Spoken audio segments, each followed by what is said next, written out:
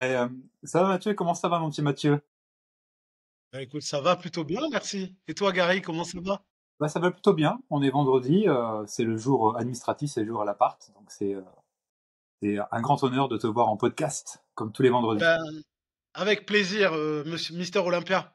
En plus, je me rappelle que celui-là, tu l'as gagné lors de ton dernier concours de bodybuilding, hein, c'est bien ça?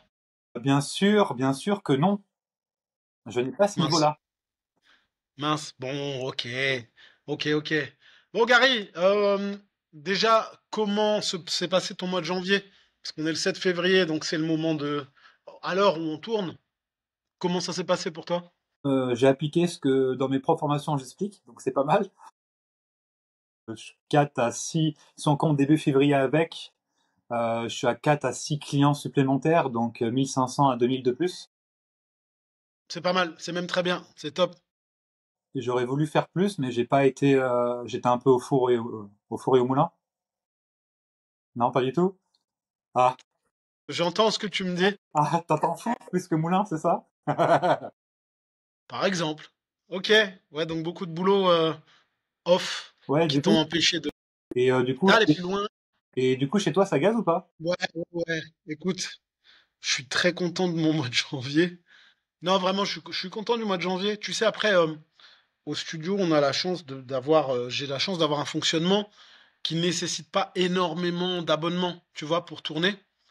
Et j'ai des nouvelles personnes en coaching aussi, et j'ai eu des nouveaux adhérents, donc c'est vraiment super cool. Ouais.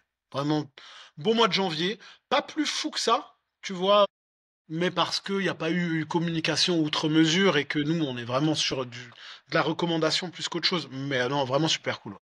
Ouais, c'est ça, en salle, mois de janvier, bah, après, ça dépend. Moi, j'aurais pu faire beaucoup plus d'efforts pour pouvoir être présent, mais vu que bah, j'ai encore mon côté formateur, mon côté entraîneur, assez difficile. Le développement, il se fait de plus en plus dans beaucoup d'autres villes de France, donc c'est pas évident. Moi, début février, tu sens qu'il y a, toi, j'ai un coach, là, cette semaine, là, il a 6 bilans, tu vois. Donc, ouais, j'ai pu débloquer quelque chose en lui, donc ça me fait plaisir. Titre d'ailleurs. Oui, forcément. Là, en fait, il a commencé en octobre chez moi, mais il faisait de l'intérim à côté à 35 heures, donc il n'a pas pu être à 100%. C'est qu'à partir de janvier qu'il est en full coaching. Mhm. Niveau vente, il n'était pas forcément très bon, entre guillemets, mais il a réussi à faire comme une vente sur deux. C'est bien, 50% sur un. Ouais, Une vente sur deux. La dernière fois, je suis allé dans le club de Saran et j'ai débloqué parce qu'en fait, on a utilisé le profil disque. Tu vois, moi, le profil disque, j'utilise pas plus que ça dans l'équipe.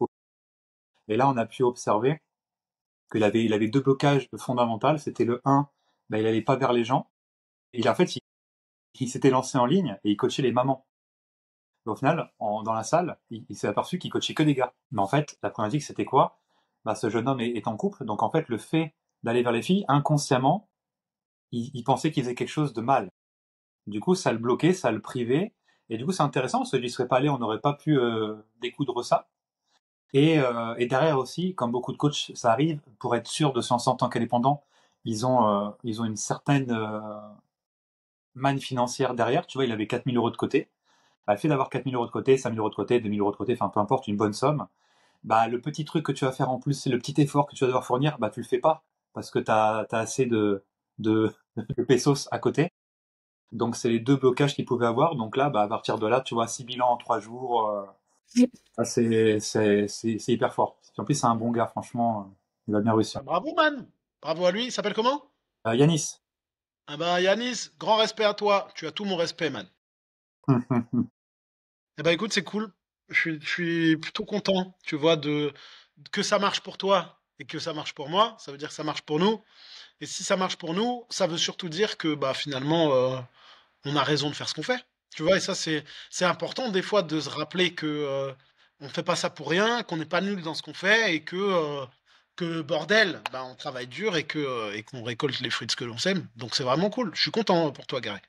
Voilà. Et ça va pas assez vite à mon goût, hein, je t'avoue. Moi, je veux tout vite. Là, j'ai l'horloge qui passe. Là, j'ai 30 ans dans un mois, donc là, je veux plus. Là, je veux plus. Là, je veux vraiment que ça accélère tout. Ouais, bah 30 ans, c'est juste des cheveux blancs de plus dans ta gueule, tu verras.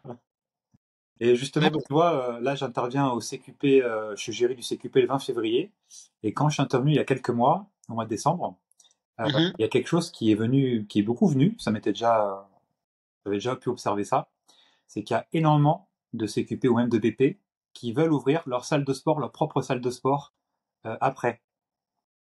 Et du coup, je trouve que c'est intéressant qu'on en parle parce que pour moi, je vois plein d'incohérences, je vois plein de voilà, il y a des personnes qui ont des rêves, d'autres des objectifs, et malheureusement, j'ai l'impression que la plupart du temps, c'est un rêve d'avoir sa propre salle de sport et c'est un peu totalement C'est une biaisé. utopie. C'est une utopie, c'est même biaisé. C'est biaisé, c'est un rêve d'enfant, mais il y a beaucoup de rêves d'enfants en fait. Bah, ça doit rester des rêves d'enfants, quoi. On est d'accord. C'est vrai que, bah, tu vois, sur la dernière intervention que j'ai eue, que d'ailleurs tu as dû peut-être regarder un petit peu, euh, souvent j'ai ce truc-là de ouais, je vais ouvrir ma salle de sport, je vais ouvrir mon studio de coaching pour coacher les gens, euh, je veux mon truc à moi. Et j'ai vraiment l'impression, pour l'avoir fait, qu'il y a très peu de monde qui a conscience de la réalité de ce marché et de la réalité de la chose derrière. Donc ouais, je trouve que c'est super intéressant d'en parler aujourd'hui parce que peut-être que ça va permettre à certains d'ouvrir les yeux et de se rendre compte qu'en fait, c'est pas si facile que ça. C'est beau, c'est un rêve qui s'accomplit, c'est cool, etc. Mais par contre, non, c'est sûr que c'est compliqué d'y arriver. En tout cas, c'est pas facile d'y arriver. Oui, et en plus de ça, une des heures des coachs et des futurs coachs, enfin, ceux qui sont encore stagiaires, quoi, qui sont encore apprenants, ils font une erreur d'identité. C'est-à-dire qu'ils confondent salle de sport et studio. C'est-à-dire que salle de sport et studio, il y a une différence qui est vraiment abyssale. C'est pas du tout le même business model, c'est pas le même modèle économique. Et souvent, quand ils disent salle de sport, soit c'est vraiment une salle de sport, soit c'est plutôt un studio dont ils veulent parler. Moi, j'ai eu beaucoup ce cas de figure. Il y avait un stagiaire, Chartres, c'est une ville dans ma région, et le propriétaire d'un studio de coaching, bah, il parlait de salle de sport. C'est-à-dire que le fait de faire ça, c'est un gros problème identitaire. En France, on nous rabâche voilà l'identité française, l'identité. Et c'est vrai que c'est important. C'est important de savoir qui on est, d'où on vient et de se le rappeler constamment. Quand tu as une salle de sport, comme tu dis, de 100, 104 mètres carrés, allez, 200 mètres carrés, est-ce que c'est véritablement une salle de sport? Je ne crois pas, c'est beaucoup trop petit C'est pas une pour être une salle de salle de sport. sport. Et en plus, c'est contre-productif parce que c'est pas un argument de dire que c'est une salle de sport. Tu vois? Au contraire, Après, on va pas non plus oublier qu'en France, le concept de studio, tu vois, les boutiques gym et compagnie, c'est pas forcément encore dans la mentalité française. Donc c'est vrai que, tu vois, moi qui ai ouvert mon studio, quand les gens me disent t'as une salle de sport, je dis non, j'ai un studio de coaching. Ils comprennent pas la différence entre les deux. Ils me disent mais non, mais il y a des machines, vous faites du sport, donc c'est une salle de sport. Et c'est vrai que parfois, tu es obligé de vulgariser pour le commun des mortels, j'ai envie de dire, tu es obligé de vulgariser et de dire, ouais, ben, en gros, c'est une salle de sport, quoi. Sauf que c'est plus petit et il y a de l'encadrement. Parce que les gens, quand tu leur dis studio de coaching, ils entendent le mot coaching et tu connais la mentalité française. Coaching, c'est cher. Donc quand tu dis studio de coaching, malheureusement, tu vois, le réflexe, c'est, mais c'est du coaching, mais c'est cher le coaching. Ben, en fait, faut voir par rapport à quoi et il faut voir ce que tu proposes. Donc moi, je te propose un truc, Gary, c'est déjà de démystifier un peu le truc de sortie de diplôme, je vais ouvrir mon studio de coaching, de je vais ouvrir mon coaching et faire que du coaching dedans, et voir un petit peu où ça peut mener. Parce que c'est vrai que c'est des erreurs que beaucoup de gens peuvent commettre, de se dire, je sors de diplôme, je vais ouvrir mon studio, et surtout, qu'est-ce que tu vas faire dans ton studio? Bah, je vais faire que du coaching. moi, les gens, ils ont même pas le mot studio en bouche, hein. Le mot studio, je vois mon studio. Parce que quand t'es en CQP, bon, t'es un peu plus âgé normalement, donc bon, ça peut avoir du sens. Mais ouvrir un studio alors que t'as pas de clientèle, c'est juste Bah, ça a aucun intérêt. être idiot. Faut d'abord te faire une clientèle, donc si tu veux aller au plus vite, deviens un personal trainer dans une salle, là tu vas avoir des clients le plus rapidement possible, hein. C'est là le raccourci. Et après, une fois que tu as fait ta Mm, clientèle, mm. bah, tu ouvres un studio dans la ville à côté, dans la même ville, et puis bah, les clients que tu as pu avoir, tu les emmènes là, et dans l'autre d'autres, etc. Surtout, tu as pris confiance entre temps, et c'est bien ça le plus important. Bah ouais, carrément. En fait, si tu n'as pas de clientèle, ça veut dire que tu sautes à l'élastique sans élastique. Parce que tu vas te foutre la corde au cou en général, de toute manière, parce qu'il y a des travaux, tu peux prendre un local. Mais déjà, c'est rare de trouver un local qui soit adapté à ce que tu veux proposer. Derrière ton local, tu vas devoir faire tes travaux, tes machins et investir dans du matériel. Donc, tu vas déjà te mettre la corde au cou financièrement. Et derrière, t'as pas de clients, mais tu fais comment pour payer tous les mois tes mensualités? Tu les payes comment? Tu vois, c'est pas possible. En sortie de Ouais. diplôme, Tu peux pas te dire, je vais ouvrir mon studio, alors j'ai même pas. Et surtout, les gens, tu sais, non, non, mais tonton, il m'a dit qu'il me prendrait du coaching. Et non, non, mais j'ai du monde, hein. J'ai du monde qui va venir. J'ai lui, il m'a dit qu'il viendrait. Et elle m'a dit qu'elle ferait du coaching avec moi quand je serais coach. Et ma mère aussi, et mon cousin. Non, c'est pas de la clientèle, ça. C'est clairement, c'est pas de la clientèle. Ah, tes conneries. Oui, et puis sûrement, et surtout, tu vas en attendre, plus t'attends quelque chose de quelqu'un, plus tu vas être déçu. Et là, dans ce cadre-là, t'es sûr que tu vas être déçu, hein. Et c'est pas deux Bah ouais, ouais. amis qui vont faire quoi que ce soit. Tonton Tata, on vous aime, mais tonton et Tata, ils viendront pas. Ou alors, ils vont te dire, ah ouais, c'était bien, ils vont faire une séance, ils vont te dire, j'ai mal partout. Non, mais finalement, je peux pas venir. Je peux plus venir. Le chat du voisin, il est mort. Et c'est ça, après, si on se focalise sur la salle de sport pour cet épisode, euh, c'est important de vous dire, voilà, vous sortez diplôme, vous avez un rêve d'enfant d'ouvrir votre propre salle de sport, il y a déjà deux possibilités qui s'offrent à vous. Soit créer votre propre marque, donc voilà, Turucutu, chapeau pointu, gym, soit vous prenez une Et franchise. ça, je vais le dire. Soit vous prenez une franchise, donc Finespar, Gigafit, Orange Bleu, toutes les autres marques de salles, excepté Basifit qui, je le rappelle, ou je te le dis, n'est pas une franchise. À Basifit, on pense que c'est une franchise, mais c'est la seule salle qui n'en est pas une. Franchisé. Ouais, ouais, bah oui. C'est Après, très fort. après personnellement, ils essaient d'ouvrir à la franchise, mais extérieure à l'Europe. C'est pas con. Donc c'est-à-dire que quelqu'un qui veut dans un territoire d'outre-mer, voilà, il peut ouvrir un basique aux États-Unis, etc. Territoire d'outre-mer, c'est pas possible. Par rapport aux taxations et aux machins, c'est pas possible. En fait, les franchises ne fonctionnent pas dans les départements et territoires d'outre-mer. Tu prends l'exemple de Ok. Action. Action, ça peut pas exister, ça n'existe pas. Ikea, ça n'existe pas. Parce qu'en fait, tu as une politique tarifaire qui est bloquée, peu importe où tu t'installes. Je prends un Zara, tu vois, tu as une politique tarifaire, elle est bloquée. Ikea, le modèle Gukebrück, il va te coûter 100 euros ou l'équivalent en dollars ou en machin. Et en fait, vu qu'il y a une taxation qui est très très importante dans les départements d'outre-mer et les territoires d'outre-mer, bah, tu te retrouverais pas avec les mêmes tarifs, ce qui est une inéquité totale, hein, mais ça marche pas vraiment. Tu vois, même les fitness parks, c'est pas les mêmes prix qu'en métropole. Ouais, c'est ça, les questions que je peux me poser, c'est par rapport au Fitness Park. Il y en a, Fitness Park, ils ont vraiment développé en Outre-mer et même les Easy Gym. Easy Gym, il y en a pas mal à La Réunion maintenant, j'ai vu. Les Easy Gym. Ah bon? Easy Gym, Ah voilà. putain, trop bien. Easy Gym à La J'ai Réunion. regardé. Donc Easy Gym, c'est la filiale, c'est la T'as figé, mon bon Gary, donc je sais pas forcément. T'as figé, j'ai pas entendu ce que t'as dit, je suis désolé, ça a figé pour moi. Ah, ok, non, je disais que Easy Gym, c'est la filiale des salles de sport de EasyJet, donc la compagnie d'aviation. C'est vraiment eux? Oui, oui. Eh, c'est des génies. C'est là que tu te rends compte que le orange, en fait, ça crée des génies, hein. Entre Basic Fit et Easy Gym. Putain, t'imagines si mon logo il était orange, ça voudrait peut-être dire que je suis un génie. Ouais, donc, Basic Fit, donc, ils ouvrira la franchise, mais à l'international, Ouais, hors de l'Europe. hors d'Europe, ouais. Ce qui est pas cool, c'est en vérité, bah, c'est toujours très bien pensé, hein, comme tout pour eux. Ils sont vraiment très très forts. Très très forts. Bravo, Basic Fit. Donc aujourd'hui, si tu veux la salle de sport, c'est soit ta propre marque, soit une franchise. On peut vous expliquer un peu la différence. La franchise, ça sera, je pense, plus rapide. Ça peut être plus rapide. Plus rapide. Vous avez une image de marque qui est déjà connue de façon nationale. Après, il va avoir un droit d'entrée. Je sais plus qu'on appelle ça un droit d'entrée de plusieurs dizaines, voire ouais, plusieurs dizaines de milliers d'euros par an, avec un pourcentage sur le chiffre Ouais, d'affaires que vous allez ouais, ouais, dégager. ça dépend en général. Ouais. Bah, t'as quelques franchises, il y a quoi? Il y a Keep Cool, Hmm. t'as Keep Cool, Liberty Gym, un Fitness Park.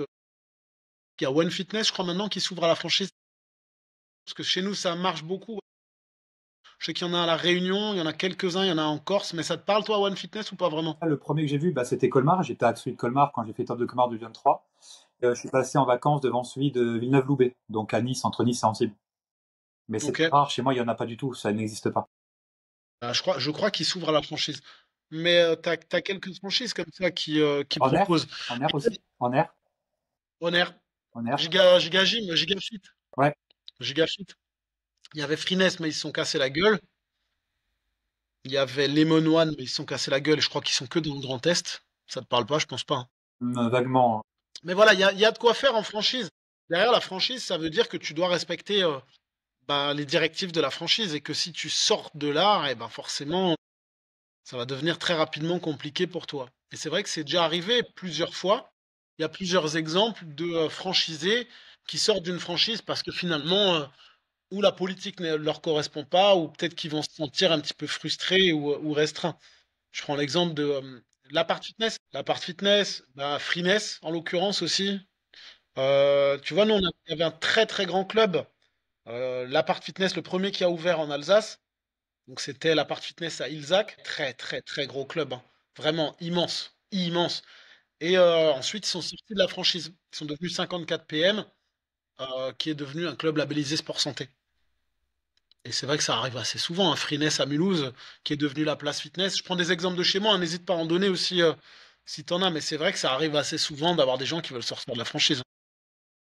Oui, la franchise, je pense que c'est le plus entre ouvrir sa propre salle de sport de A à Z et une franchise, c'est un gage de réussite plus important sur la franchise, même si à un moment donné, peut-être qu'en effet, comme tu dis, la politique de la boîte ne plaît plus à la personne qui va s'en sortir, ou au final, elle a pris ce qu'elle voulait dans la franchise et elle part pour créer son propre truc, à risque et péril, je vais te dire. Après, ça dépend de Tu chacun. vas payer surtout aussi, hein. C'est quand tu sors de la franchise, tu vas raquer 2 fois plus parce qu'il faut que tu changes toute ton identité visuelle, tes machins, charte graphique, blablabla, blablabla, tes tarifs, parce que tu n'as plus le droit d'avoir les tarifs qui soient les mêmes que la franchise. Et je crois même que tu dois payer quelque chose à la franchise, si mes souvenirs sont bons, pour en sortir. Oui, c'est possible. Il doit y avoir même un truc des têtes d'exclusivité en termes de périmètre d'intervention. Donc, si tu as été ton club, je sais pas, l'appart, du coup, il était telle ville, tu as peut-être 5 à 10 kilomètres avec une durée de temps précise pour pouvoir faire la même chose plus loin. C'est à double tranchant. En gros, c'est un gage de réussite. Et encore, tu vois, si t'es complètement borné dans ton truc et que tu te dis juste, je vais faire tout ce qu'ils me disent et ça va marcher, c'est pas sûr non plus que tu réussisses dans ce truc-là, hein. Il y en a quelques-uns qui ont cru que ça allait marcher et finalement ils se sont cassés la gueule. Et surtout, je viens de te dire, là, c'est vu que c'est les coachs qui veulent ça, vous ouvrez votre franchise, mais jamais de la vie, vous allez coacher, hein. Non, non. Donc, en fait, Administratif. votre diplôme, Relou. vous n'allez jamais coacher. Vous allez être là du matin pour ouvrir, à la soir pour fermer. Vous allez devoir embaucher, mais au début, vous allez pas vouloir embaucher parce que vous avez plein de blocages et plein de choses comme ça. Ça va être très compliqué. Donc, au final, vous n'allez pas faire de coaching, vous allez être gestionnaire et vous allez voir des trucs. Ça va être très compliqué, quoi. Surtout que pour ouvrir une salle de sport, pour moi, la qualité première, déjà, ça serait plutôt d'être influent, donc d'être jaune, pour pouvoir être sociable et amener le maximum de personnes. Si vous n'êtes pas jaune, ça risque d'être compliqué. Et en plus de ça, vous devez être, oui, jaune, je parle du profil disque, hein, pas de, voilà. J'ai rien contre les Asiatiques, évidemment. Et oui, va falloir être présent tout le temps. Si vous n'êtes pas jaune, vous n'êtes pas influent, être sociable et ramener des gens, donc fédérer autour de vous, c'est très compliqué. Donc ouvrir une salle de sport, des fois, ouais, ça relève plus du fantasme qu'autre chose. Ouais, c'est souvent une utopie de se dire oui, mais en fait je veux mon propre truc à moi. Et par rapport à la réalité du marché, c'est sûr que c'est pas. Ben moi, je peux témoigner de tout ça, hein, puisque maintenant je l'ai vécu. J'ai pas l'expérience, mais j'ai un peu de recul par rapport à ça. Mais si vous êtes juste dans l'optique de se dire ouais, je le fais parce que je veux être mon propre patron et que je veux machin, bah continue d'être personal trainer. T'es ton propre patron. T'es beaucoup plus tranquille si tu veux ouvrir ta propre structure. Parce que la première des choses sur laquelle moi j'aimerais insister vraiment, c'est la notion d'engagement. T'es personal trainer, t'as envie d'arrêter ce métier, vas-y, arrête. Tu vois, il n'y a pas de problème. Tu arrêtes du jour au lendemain, tu vas te trouver un boulot, machin. Par contre, si tu veux ouvrir ta salle de sport, et là, moi, je vais vraiment me parler du côté studio et pas salle de sport, mais si tu veux ouvrir ton studio, il y a un engagement derrière parce que tu vas devoir mettre des travaux, tu vas devoir mettre du matériel, etc. Donc, c'est un engagement qui est financier. Et surtout, tu as un bail 369 en général. Si tu as un bail précaire, tu t'es fait enfler. Mais si tu as un bail 369, tu es engagé sur 3, 6 ou 9 ans, ça veut dire que quoi qu'il arrive, t'as pas forcément le droit de te casser la gueule. Et en général, le propriétaire, il est malin. Il va engager ta personne physique en plus de ta personne morale.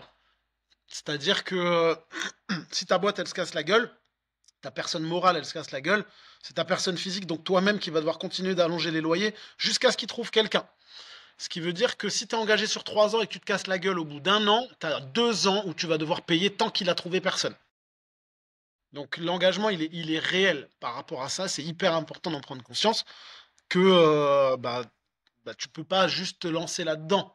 Et maintenant, j'insiste aussi sur une autre chose, c'est la notion de fonds de roulement, qui est totalement abstraite pour la plupart des coachs qui débarquent dans le milieu et qui se disent, en fait, moi, je veux un endroit où je peux faire du coaching. Je suis tout à fait d'accord avec cet esprit-là, cette idée-là, de vouloir faire du coaching dans un endroit qui est un endroit propre à toi et à personne d'autre. Maintenant, il faut pas oublier une chose importante, c'est que tu vas devoir payer un local. Ce local, il a besoin d'avoir une certaine taille. C'est au minimum, même si tu veux faire juste du personal training, ça va être quoi? 70 mètres carrés, je dirais. Parce qu'il faut quand même un endroit dans lequel les gens puissent se changer, si possible leur mettre une douche, des toilettes, et il te faut un minimum de matériel. Donc 70 mètres carrés, pour moi, c'est pas si fou que ça. Tu peux coacher dans 30 mètres carrés, mais c'est vide restreint. Je pense que Anne Flo, que je t'avais parlé, que je dois inviter sur la chaîne, sur le podcast, après, elle est à Paris. Donc, elle, c'est plutôt autour des 50 mètres carrés qu'autre chose. Et ça marche Ouais. bien, mais c'est des exceptions. Non, mais par contre, non, c'est hyper intéressant parce que justement, le but, c'est d'essayer de limiter les dépenses. Et donc, après, si c'est optimisé, 50 mètres carrés, ça va aussi. Tu vois, moi, j'ai coaché dans ma cave, ça marche très bien.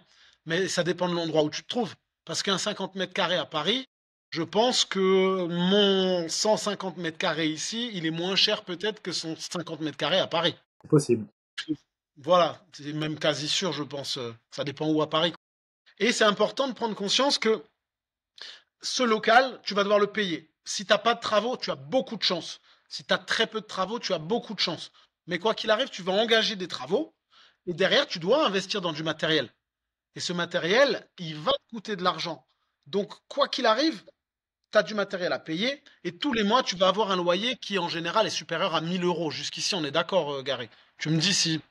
Mais on est largement au-dessus du 1000 euros. Oui, Je pense plus qu'on serait à 1005. Donc, tu prends, et je vous jure que je suis vraiment en dessous hein, du truc. Tu prends tes 1500 balles que tu payes tous les mois. T'as pas de fonds de roulement, c'est-à-dire que toi, tu as prévu de faire que du coaching. Prends tes 1500 balles et tu vas compter le nombre de séances que tu dois faire par semaine ou le nombre d'heures si tu es à l'heure, hein, le nombre de séances de coaching que tu vas devoir faire pour pouvoir payer tes 1500 balles. Donc déjà, fais ton calcul. Derrière ça, il faut que toi, tu gagnes de l'argent en plus. Déduis les 1500 que tu vas devoir payer tous les mois. Et là, on est d'accord qu'on a dit que c'est le loyer, on compte même pas les travaux, on compte pas le matériel si tu l'as loué ou autre. Déduis ce que toi tu veux gagner. Tu veux gagner combien? Donc ça équivaudra à combien d'heures de travail et ça équivaudra surtout à combien de clients par semaine. Et c'est vraiment important, dès le début, de faire ce calcul-là. Et c'est pour ça qu'il est important d'avoir un fonds de roulement si possible. Et c'est pour ça souvent aussi que les studios de coaching vont proposer des cours à la carte ou des abonnements avec des cours. Parce que c'est ça qui permet finalement de te payer le loyer et de pouvoir continuer à faire du coaching pour que le coaching soit ta source de revenus principale. ouais, ouais. Et c'est ça d'ailleurs aussi, beaucoup de salles sont mortes pendant, après le Covid, notamment parce qu'ils n'avaient pas assez de trésorerie, ils étaient vraiment à flux tendu, et ils ont fini par mettre la clé sous la porte parce que bah, les salles se sont arrêtées, donc parce qu'ils n'avaient pas assez de trésorerie, ils n'avaient pas assez d'économie, donc ils ont fini par fermer, hein. Beaucoup de Amazonia, beaucoup de Fitsport qui coulent, enfin beaucoup de salles à l'ancienne un peu. Donc je pense que c'est important d'avoir de la trésorerie et un fonds de roulement qui fait que quoi vous fassiez, vous avez le moins d'efforts possible pour pouvoir au moins être à l'équilibre. Bah ouais, alors je te fais le calcul, Gary. Je suis en train de faire le calcul. On a dit 1500 balles, ça équivaut à 30 séances. 1500 balles. 30 séances dans le mois, on dira 30 séances. On a dit 30 divisé par 4, allez. Ça fait 7 coachings et demi par semaine. Donc tu as déjà 7 coachings et demi par semaine. C'est juste le paiement de ta salle. On n'a pas mis l'électricité. On n'a pas mis la flotte. On n'a pas mis le gaz. On n'a rien mis. On n'a pas mis ton salaire. Ça veut dire que 7 et demi coaching, ça équivaut au paiement juste de ton loyer. Derrière, tu veux gagner 1500 balles, on va même dire, tu veux faire 1500 euros de chiffre d'affaires. Donc, tu as encore. Donc, on est à 15 coachings par semaine. Ça veut dire 15 clients différents ou des clients qui font 2 séances par semaine, je te le souhaite en tout cas. Tu es déjà à 15 coachings par semaine. Juste pour pouvoir dégager 1500 balles de chiffre d'affaires plus payer 1500 balles de loyer. Mhm. Donc, c'est important de prendre conscience de, en fait, le modèle de réussite, il est sympa parce que tu es fier de toi, tu as accompli quelque chose et c'est bien. Mais ça veut dire que si tu veux vraiment, si tu te dis, je vais ouvrir un studio de coaching pour gagner plein de fric, le calcul est pas bon ou alors il faut que tu revoies ton calcul. Parce que c'est pas juste en faisant du coaching dans ton petit studio de coaching que tu vas réellement gagner plein de fric. Donc c'est vraiment important de prendre conscience de ça. Et je me permets une dernière parenthèse parce que j'en ai parlé récemment et c'est pas que ça m'a blessé, mais ça m'a fait prendre conscience de la vision des autres. Tu vois, je parlais avec ma femme récemment et, on parlait, je sais plus, on se prenait un peu la tête, tu vois. Et elle me disait, mais tu vois, c'est toi qui as fait les mauvais choix. Tu vois, je lui disais, pour le moment, tu vois, je gagne pas de ouf. Je suis pas multimillionnaire, je gagne pas de ouf. Et elle m'a dit, c'est toi qui as fait les mauvais choix. Et en fait, cette phrase, elle m'a beaucoup blessé dans le sens où, qu'est-ce que c'est les mauvais choix? Je lui ai demandé, donc, pour toi, c'est quoi le mauvais choix? Elle m'a dit, ben, c'est toi, tu as décidé de prendre un studio et de machin, de l'aménager et de devoir payer tous les mois, machin. Et je lui ai demandé, en fait, qu'est-ce que toi, t'aurais voulu que je fasse?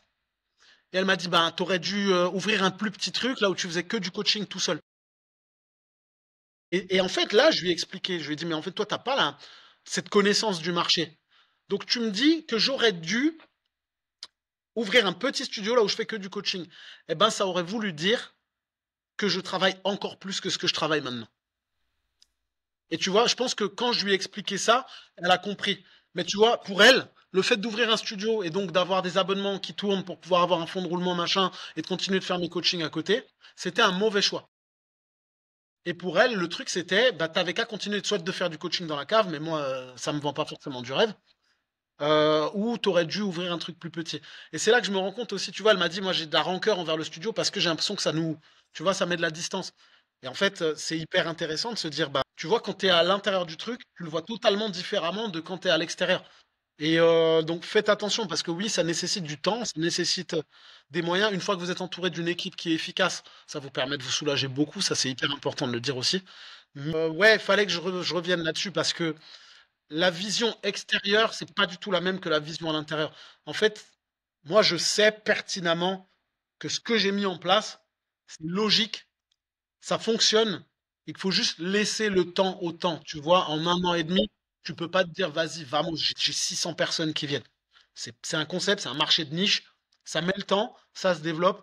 Et je suis très content de ce que c'est. Mais vu de l'extérieur, c'est sûr que les gens peuvent se dire, qu'est-ce qu'il fout, Après, ce qu'il faut retenir sur la franchise pure, les gars, c'est droit d'entrée entre 25 et 70 000 euros et un pourcentage sur le chiffre d'affaires et obligation voilà, de porter les marques et de ne pas atteindre à l'image de la marque.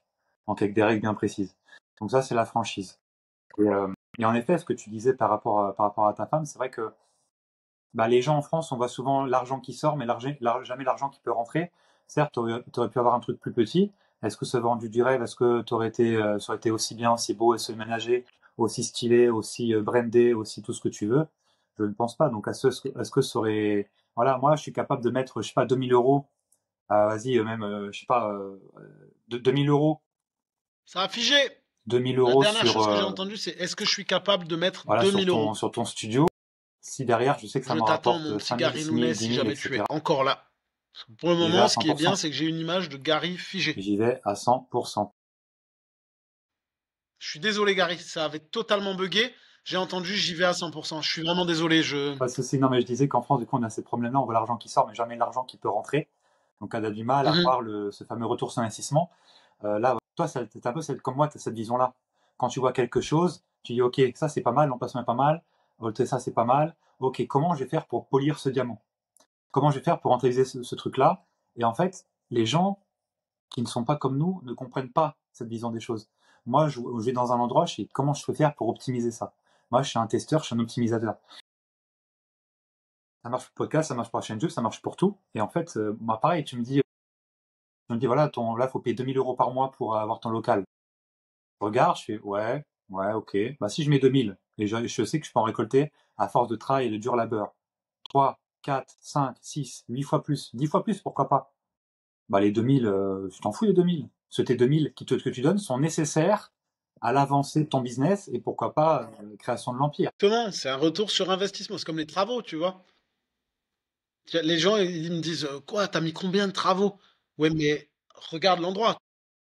Regarde l'endroit, ça participe au charme du truc et ça fait partie du branding, ma résolution. Tu viens ici, tu sais que c'est sol noir, mur noir, plafond noir, grosse lumière, gros jeu de lumière, avec du orange un peu partout et tu vois une ambiance un peu moderne et un peu stylée. Ça fait partie du truc et ça crée même visuellement. Je sais que quand je fais un réel, moi mes coachs, ils font tous des réels ici avec plaisir parce que visuellement parlant, tu vois, il y a quelque chose. C'est sûr que dans ma cave, j'aurais fait moins de réels, hein. Ouais, ouais, non, c'est clair. Et puis même, si on parle juste là de salle de sport et de personnes cibles, vous n'allez pas avoir la même clientèle si vous prenez une franchise, par exemple Orange Bleu ou Gigafit Fitness Park. Tu vois? Et même dans ton studio, bah, c'est pas le même type de personnes que tu vas avoir en salle de sport. Rien à voir. Justement, c'est des personnes qui sont fâchées à la salle de sport ou Exact. qui ont des a priori et qui vont pas aller là. Donc, c'est la solution parfaite pour ce genre de personnes. En plus, tu es plus orienté, je pense, monsieur, madame, tout le monde, sport santé, voilà, aider, faire en sorte que les gens aient moins de douleur, puissent extérioriser leurs émotions, puissent passer un bon moment, parce qu'au final, ça, c'est toi. Donc, ça te Ouais, marie bien. exactement. Bah, en fait, c'est les gens qui ont eu une mauvaise expérience des salles de sport. Et c'est pour ça que l'argument du studio, moi, les gens, quand ils me disent c'est une salle de sport, je dis non, c'est un studio de coaching. Et justement, on accueille les personnes qui ont eu une mauvaise expérience dans les salles de sport. Ah, mais c'est quoi la différence? Eh ben voilà, de l'accompagnement, nanana, nanana. Et là, tu comprends mieux le concept, en fait.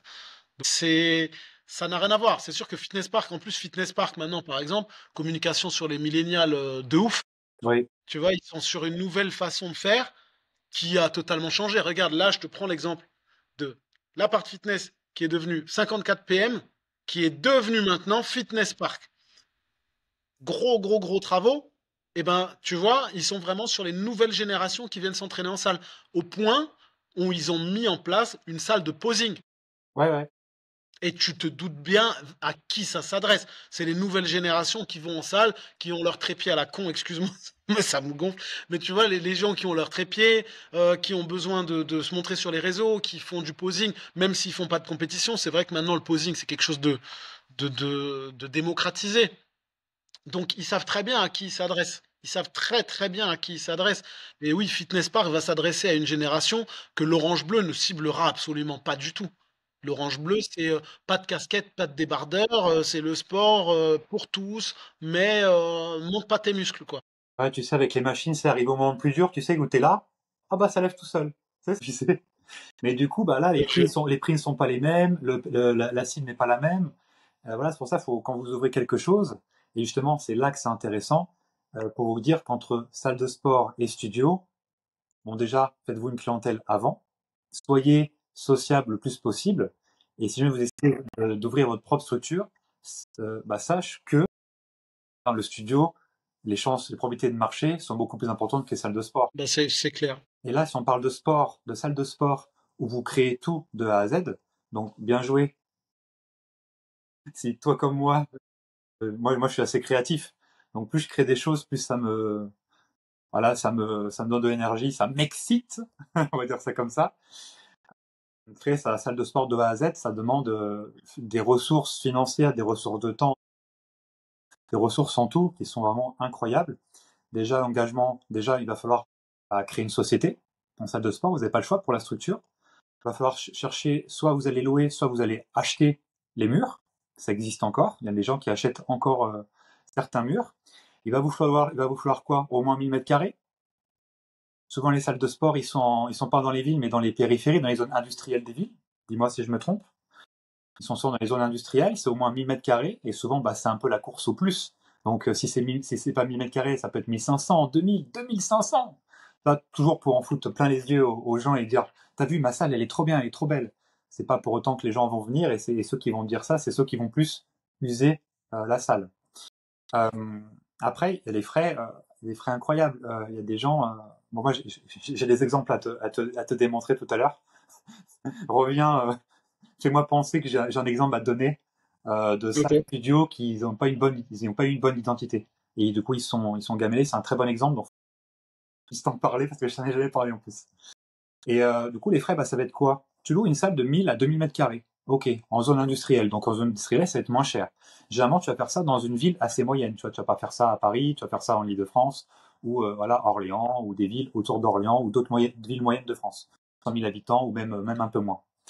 Ben, il va y avoir quoi? Il va falloir que tu soit loues les machines si tu es un minimum intelligent, soit tu les achètes. Tu veux, parce qu'il y a rarement une marque qui fait toutes les machines bien, on va pas se mentir. Il y a toujours, à la Hip Trust, cette marque-là, elle fait mieux. Matrix, ils font ça mieux, etc. Bah oui, mais si tu prends un de chaque, tu n'auras pas de prix de groupe pour les machines.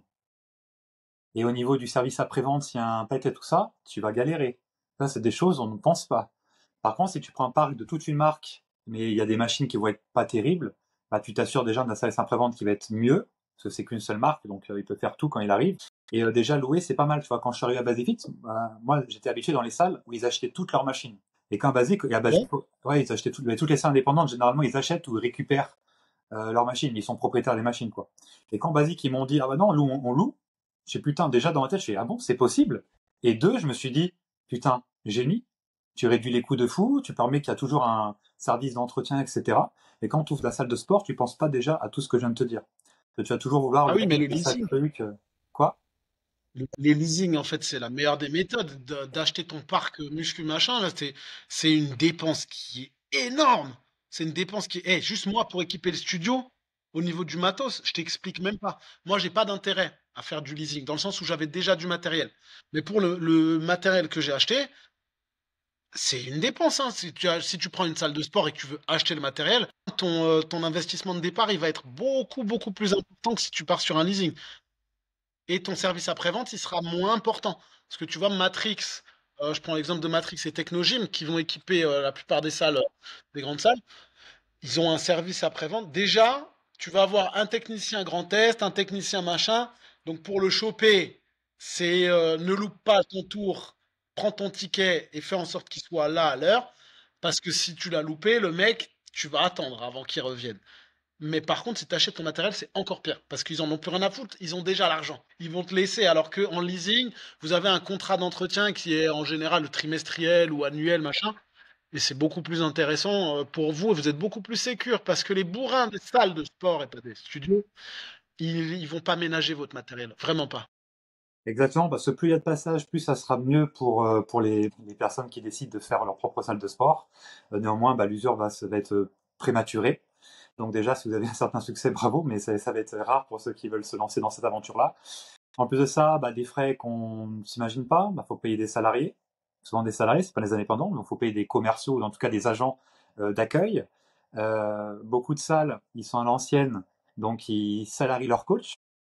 Il n'y a pas de système de loyer, de redevance comme que Basic a démocratisé le truc. Ce Basifit, ils ont démocratisé ça, c'est-à-dire que bah, tu payes un loyer, par exemple, voilà, je sais pas, 1500 euros pour une salle, le entraîneur va payer 1500 euros pour la salle, il va avoir l'exclusivité du coaching à l'intérieur. Et bah, du coup, ces frais-là, bah, déjà, c'est de l'argent que Basic va pas sortir pour payer les salaires, les charges patronales et tout ça. Parce que quand une boîte, elle donne 1500 à un mec, bah, elle doit en sortir 2500, 3000. Ça, faut pas oublier. Quand on n'est pas patron, on le sait pas. Et on a tendance à oublier. Et on a tendance en plus, à chier sur les patrons en France, alors que sans eux, ça serait très compliqué. Et on les comprend. Toi, ton employé, il fait les choses bien. Tu dis, vas-y, je vais le récompenser. Mais si tu augmentes son prix, bah, tu dois lâcher encore de l'argent. Et du coup, à Basique, ce qui est bien, c'est voilà, moi je donne 1500. Et ben en fait, cet argent-là, ils vont déjà pas en sortir pour me payer et payer les coachs avec qui on sait. Donc déjà, c'est une économie qui est importante. Tu vois, il y a un club qui est indépendant, pas loin de chez moi. Bah, par an, il a acheté 200 000 euros de charges salariales. 200 000. C'est violent. Ça fait réfléchir, hein. Mm. Et je te raconte pas, il y avait une piscine et tout le bordel. Et en plus, les coachs, ils étaient double emploi. Coach et secrétaire, coach et comptable, coach et je sais pas quoi. Donc tu vois, c'était abyssal. Et en plus, ce qui est bien, c'est que cet argent que je vais donner, donc ça va faire du cash flow, on va dire un espèce de fonds de roulement qui est créé, parce que tous les mois, bah, je redonne la même somme. Et ben en fait, ça va pouvoir payer le nettoyage par une service externe. La femme de ménage, du coup, grâce à mon argent, bah, va pouvoir nettoyer, venir tous les jours pour nettoyer, etc. L'argent, il est réutilisé directement pour le bien-être de la salle, entre guillemets, pour que ça, tu vois, ça se tienne bien. Donc ça c'est intéressant. Mais après il y a aussi bah, les frais communs, électricité, les frais de casse, euh, les murs qui sont cassés, les ouvertures qui sont pas faites, les caméras de surveillance, tout le système de surveillance. Les salles maintenant c'est Big Brother, tu vois, donc c'est géré à distance avec les mecs qui regardent. Ok, mais en tout cas basique maintenant la nuit c'est comme ça. Donc tous les frais d'électricité. Comme tu le sais, ça a pété les scores l'année dernière. Que quand la salle et la lumière, elle est H24 allumée, la fameuse phrase, Ouais, c'est pas Versailles ici. Bah si. Donc tu as déjà tous ces frais-là qui sont abyssales et surtout les coachs, il y a un truc qu'ils comprennent pas. Moi j'ai connu les salles et je pense que toi aussi. Les salles à l'époque, il y avait que du moyenne gamme. Donc les salles à 40 € par mois où tu avais la muscu et des cours co globalement avec un sauna. Tu vois, c'était ça. ouais, à peu Aujourd'hui, près, ouais. aujourd'hui, en fait avant tu avais 3 gammes possibles, on va dire. Tu avais plutôt 2 gammes. Mais aujourd'hui, low cost, moyenne gamme, haut de gamme. Et les gens, les coachs, quand ils veulent sortir de diplôme, souvent, ils vont dire, vas-y, je vais prendre une salle moyenne gamme, je vais faire ma propre salle. Sauf qu'en fait, le moyenne gamme ne marche plus. Aujourd'hui, ce qui marche, c'est seulement les low cost et les haut de gamme. Les moyennes gamme ne marchent plus parce qu'en fait, le low cost fait mieux, enfin, fait pareil, voire mieux pour moins cher. Donc les gens vont plus dans les salles moyenne gamme. Donc les salles comme moi, j'ai débuté à Iron Gym d'ailleurs, à Fleury-Aubray, ça a fini par couler. Plein de trucs fini par couler. Et d'ailleurs, les salles moyenne gamme, c'est les anciens propriétaires, c'est les premiers à fustiger Basic Fit parce que pour eux, c'est l'ennemi, c'est à cause d'eux qu'ils ont C'est fermé. la faute de Basic Fit. Pour eux, c'est ça, sachant qu'un marché, ça monte, ça descend, ça évolue. Et quand on reste trop dans ses acquis, forcément, c'était à prévoir. Et forcément, quand tu proposes la même chose, rien ne bouge, des gens qui vont le faire mieux. Ils auraient pu jouer sur le côté justement plus sympathique, plus convivial, sauf que force est de constater que les salles moyenne gamme, ils devenaient de moins en moins conviviales, de plus en plus austères. Généralement, je parle encore de ma propre expérience et des récits qu'on a pu me faire pour moi. Et malheureusement, l'épingle qui pouvait sortir, qui pourrait tirer de leur propre jeu, ils n'ont pas été conviviales. Donc au final, les gens sont partis sur les salles low cost. Ils se disent, bon, autant payer moins cher pour des fois mieux, tu vois. Donc quand tu vas ouvrir une salle, le low cost, ça va être compliqué parce que Basic fait forcément mieux que toi, mieux que la personne qui veut avoir sa salle de sport. Tu peux pas lutter. C'est pas forcément faisable, en fait. Si tu réalises, faire une salle low cost, indépendante, c'est pas quelque chose d'envisageable. C'est pas possible. Ou alors, t'es vraiment très con. Ouais, c'est ça. Mais tu sais que sur Orléans, ils ont voulu le faire. Ils ont fait une Ah, c'est salle. ta fameuse histoire de studio, là? Non, c'est encore une autre après. Bah, vas-y, raconte. À Orléans, ils ont voulu faire ça. C'était une salle qui s'appelait Rolex Storm parce que malheureusement, ils ont mis la clé sous la porte. C'est une salle qui était sur Orléans Nord, donc elle se passait plus ou moins bien. Tu vois, ils étaient à 100 mètres de mon premier club à Iron Gym. Tu vois, ils étaient à 100 mètres, même pas à 50 mètres. Tu vois, là. Tu vois, c'était vraiment à côté. Et à la Storm, ils ont dit, vas-y, on va faire un peu. C'est même avant que Basifit arrive. Vas-y, on va mettre une salle dans Orléans, Orléans Centre, et sur Orléans Sud à Olivet, là où j'habite. Et en fait, ils ont scalé trop vite. Et en fait, la salle d'Olivet était totalement à l'abandon. Il y a personne qui ouvrait. La salle, il y a des gens qui étaient pas abonnés qui pouvaient rentrer. Voilà, il y avait pas de salariés en fait dans la salle d'Olivet. Tu vois, donc ça finit en autre boudin. Donc ils ont fini par mettre la clé sur la porte. Ce bêtement, ils voulaient faire ça dans les 3 villes, on va dire, qui sont les plus où il y a plus de monde. Malheureusement, c'était un échec abyssal parce que ils avaient un peu des oursins dans les poches, je suppose, parce que ça coûtait trop cher. Du coup, ils ont dit, et au final, ils ont préféré tout perdre que de garder le club qui marchait relativement bien à l'époque, je suppose. Et encore, souvent, les gérants de salle, c'est quand même des sacrés mythos. Ils vont souvent dire que tout se passe bien, mais ils ont un Ils vont prendre. ils, Je te fais des abonnements. ouais, c'est ça, ils ont un déficit de 10 000 € par mois, mais ils vont dire que tout va bien. Et après, à la fin, quand ça pue vraiment, ils te disent, ouais, ouais, on fait les abonnements cash. Tu payes moins cher si tu payes tout d'un coup. Ah, Et mais, d'un coup, tu te retrouves avec une salle. Pouf, elle est fermée.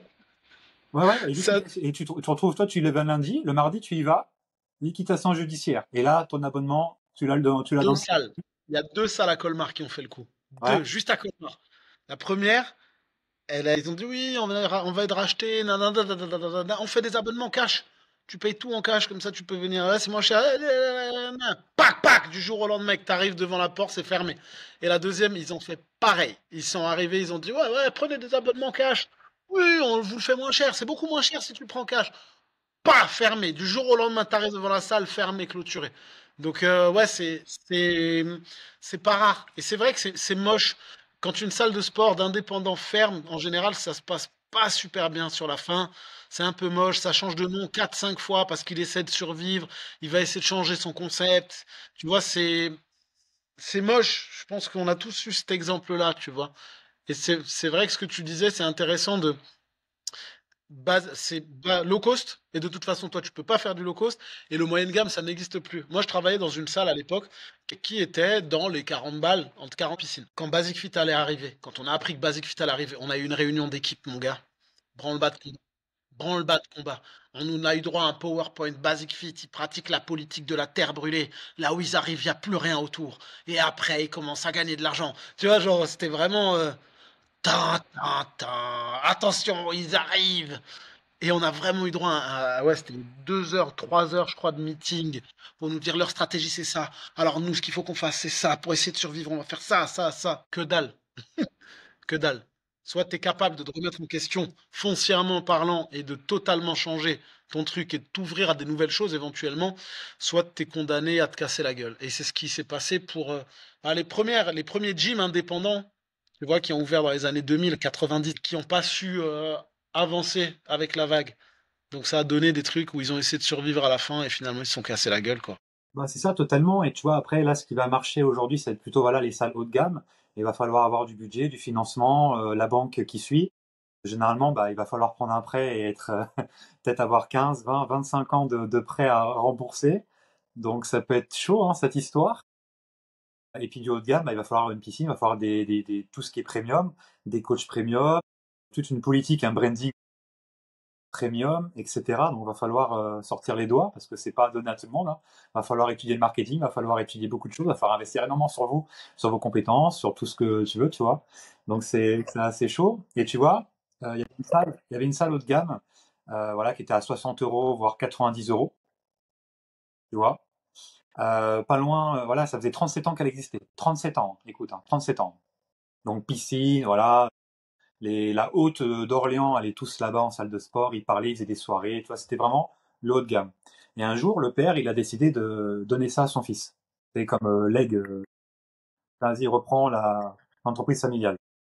Et à partir de là, parce que là c'est important, on a déjà parlé tous les deux de différenciation, comme quoi on a fait même une conférence là-dessus. Et bah là, en fait, ce club-là, il a dit, bah écoute, il y a plein de gens qui partaient de ce club-là pour aller à Basic Fit. Il y a plein de clubs, du coup je reprends, il y a plein de clubs qui partaient, il y a plein de gens de ce club-là qui partaient à Basic Fit. Donc s'ils partaient, Ok. il y avait quelque chose qu'ils n'avaient pas. Souvent, en fait, il n'y avait pas beaucoup de muscu dans ce club-là, il y avait surtout des co-collectifs, tu vois. Donc les gens, ils se retrouvaient pas, ils se disaient, vas-y, je vais à Basic Fit, ça sera largement mieux pour le prix que je paye. Et sachant que souvent, les co-collectifs qui étaient très prisés là-bas, des fois, t'avais une personne qui réservait pour 10 copines, et les 10 copines ne venaient pas. Donc au final, les gens qui Ah, étaient avec cours collectif, ils finissaient par se sentir bah, biaisés, donc ils partaient à Basefit parce que bah, autant faire autre chose, ils partaient totalement nature. Et le fils, il a repris l'affaire familiale, il a dit vas-y, je vais me mettre en concurrence avec Basefit. Donc super idée. je rappelle, hein, salle 20 euros, 20 euros, 20 à 30 euros, 60 et plus. En plus de ça, suivant comment tu étais avec le patron et tout ça, tu avais un prix différent. Tu peux avoir un prix de 60 euros, 40 euros, 90 euros, et les gens, ils parlent entre eux. Quand ils ont la même chose, l'autre il a 40, l'autre 60, l'autre 90, bah ça commence à être compliqué, tu vois. Donc c'est pour ça, baisser son froc avec le prix. Quand vous êtes un prix, gardez-le. Voilà, après baissez-le si jamais c'est pas vous avez raté quelque chose dans l'affaire, tu vois, au final. Et c'était abyssal. Donc au final, il allait même jusqu'à quand tu tapais Basic Fit la ville, et bah ça tombait sur son club en premier en annonce Google sponsorisée. Tu vois? Les mauvais choix, quoi.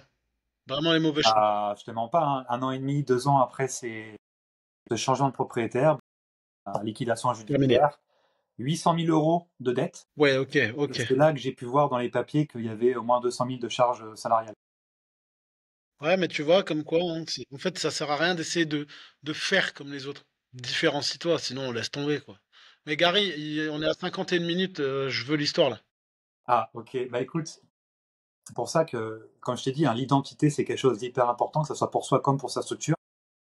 Je suis une salle ou je suis un studio.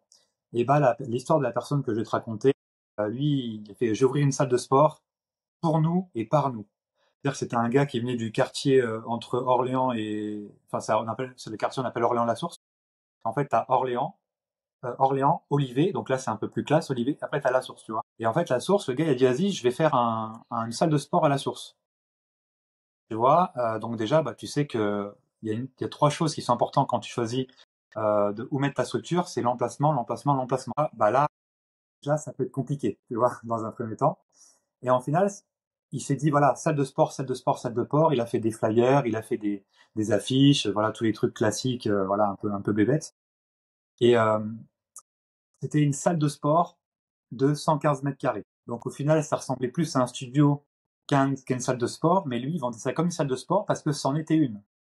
C'est-à-dire qu'il y avait des bancs, tout était un peu comme dans un garage ou un peu comme dans un home gym, tu vois. Il y a même des home gym qui étaient mieux que ça.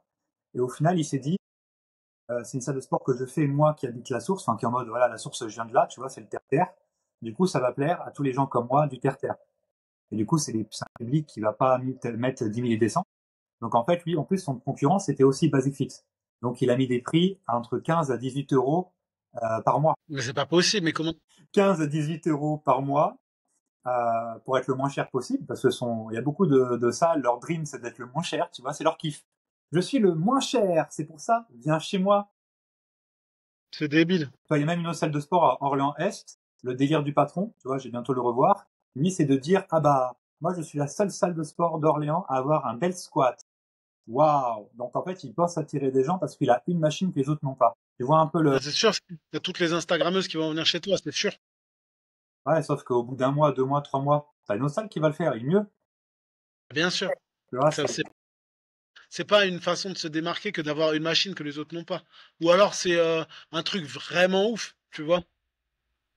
Mais non, c'est ça complètement. dure qu'un temps, quoi. Et là, pour finir avec l'histoire du gars, parce que ça va t'intéresser, bah, du coup, bah, il a fait une salle de sport alors que c'était plutôt un studio. Il ouvrait la salle le matin, il fermait le soir, du lundi au vendredi, samedi compris. Donc en fait, il vivait dans une prison dorée, mais c'est une prison dorée, t'as jamais vu ça. En plus, une petite prison dorée, une toute petite, tu vois. Et en plus de ça, bah, en fait, il proposait du coaching. Donc en fait, tout son marketing, c'est un mode, ah, eux, ils font pas ça, nous, on fait ça. Donc en fait, il proposait du coaching, de l'assistance, de l'assistanat à toutes les personnes qui voulaient bien dans la salle.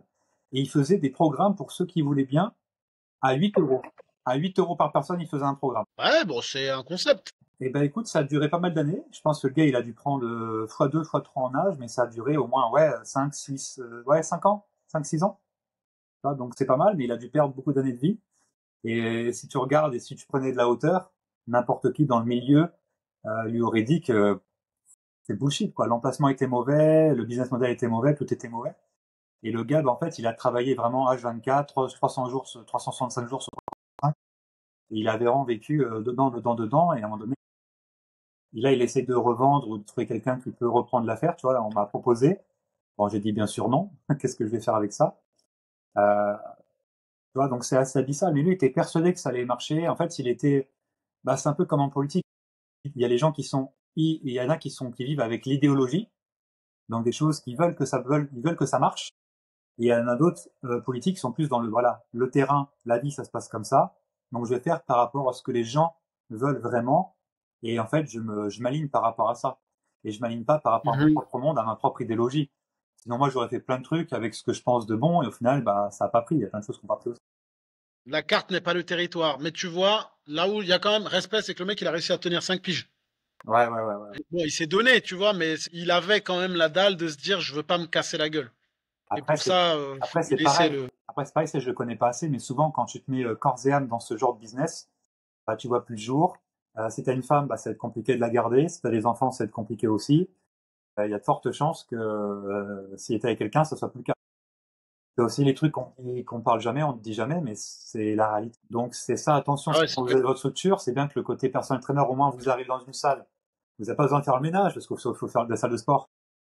Il faut faire le ménage, il faut faire les trucs, enfin, il y a plein de choses, faut les machines, enfin, tu vois, c'est assez abyssal, donc j'espère que c'est des gens qui tombent sur notre épisode, sur notre discussion. Ils pourront se dire et avoir toutes les cartes en main pour faire un bon choix, un meilleur choix. Parce que malheureusement, c'est vraiment, ça peut être une vaste fumisterie et perdre beaucoup d'années de vie pour rien au final. C'est ça. Tu peux vite te foutre dans la merde, en fait, à vouloir juste courir après un rêve de gosse. Donc réfléchis bien. Est-ce que tu le fais par ego, par orgueil, ou est-ce que tu le fais parce que tu as quelque chose qui est vraiment solide entre les mains et que tu as vraiment la bonne idée qui va bien, quoi. Mais si c'est juste parce que tu t'as toujours dit que tu le ferais, bah en fait, reste personal trainer, reste indépendant et fais ton petit truc et tu seras beaucoup plus tranquille. C'est carrément ça, Voilà, c'est je pense. vraiment ça. Je pense que c'est bien, comme pour terminer, je pense que c'est intéressant juste de se dire ça.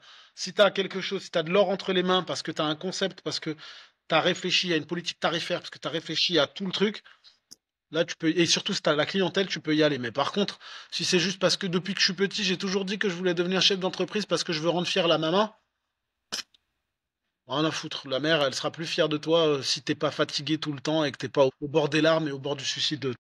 Bah c'est ça, hein, parce que si t'es dans une entreprise, au final, tu vas vite être, si t'étais positif, tu vas vite devenir négatif, tu vas forcément tirer la gueule à un moment donné, ton énergie, elle va, en 2 secondes, elle va être morte, plus personne va te voir, tu vas plus pouvoir porter d'attention à tes proches, à ta famille, à ta femme, et du coup, bah, ça va finir par, bah, moins tu donnes attention à tes proches, plus, bah, ils vont tendance à partir, hein, s'ils peuvent. Donc ça, c'est quelque chose qu'on sous-estime, et qu'au final, primordial, si tu veux toucher un bonheur, qui n'est pas que éphémère. Ouais. Et surtout, il faut voir le retour sur investissement. Parce que quand tu te lances dans ce genre d'activité, tu seras pas riche du jour au lendemain, c'est sûr et certain. Je ne peux que valider tes propos, mon cher ami. Bon, en tout cas, merci pour cet épisode. Merci à vous de nous avoir suivis, si vous nous avez suivis. Merci, Gary. À la Et à prochaine! bientôt. Hop là, salut, hein.